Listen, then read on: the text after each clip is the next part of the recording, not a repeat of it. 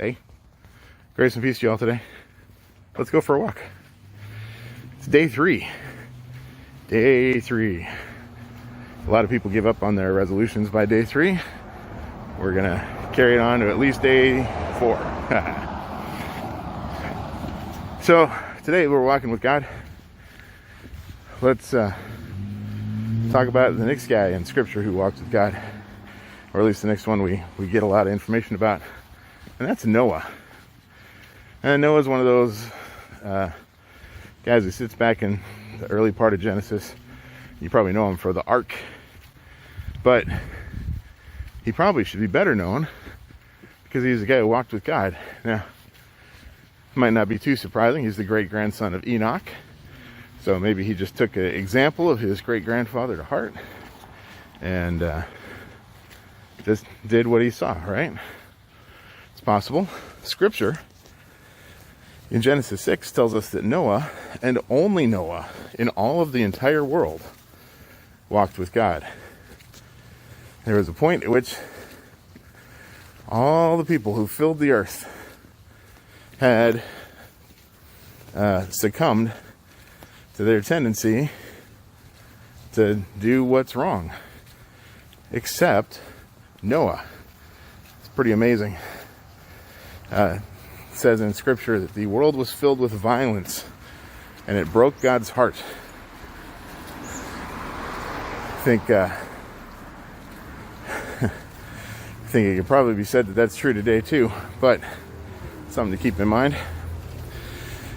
Broke God's heart. That's an interesting idea. It's as if he's an artist who's created something that somehow didn't work the way it intended to.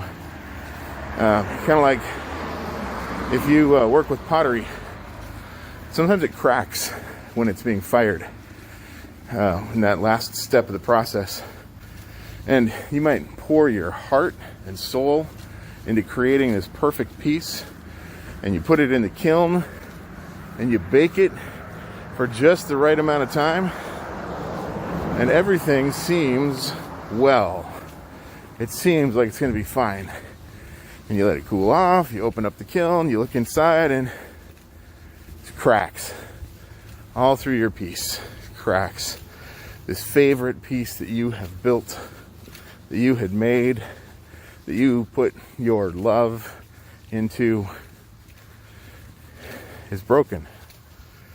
Well, maybe it's repairable. Yeah, maybe it is. Is it worth repairing?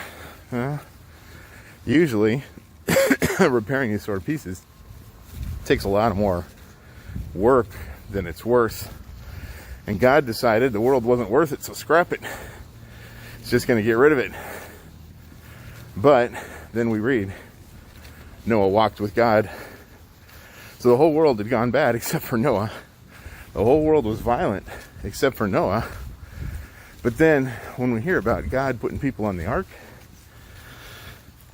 it's not just Noah. Noah's there, so is his wife, so are his 3 sons, and so are their wives.